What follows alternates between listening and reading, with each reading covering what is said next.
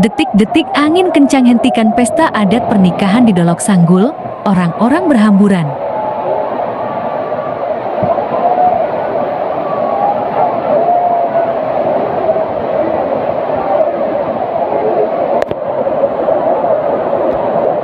Kondisi tempat dilaksanakannya pesta adat pernikahan di Polilu, Dolok Sanggul, Sabtu 9 Agustus 2025 luluh lantak setelah diterjang angin kencang.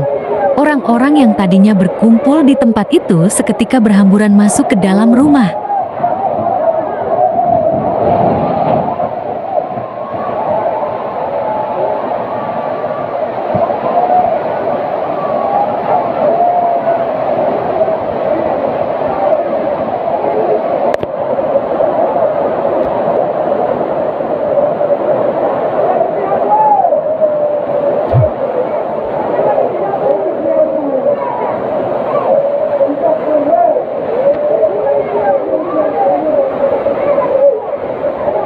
Subscribe, like, dan share seluruh akun trending Batak.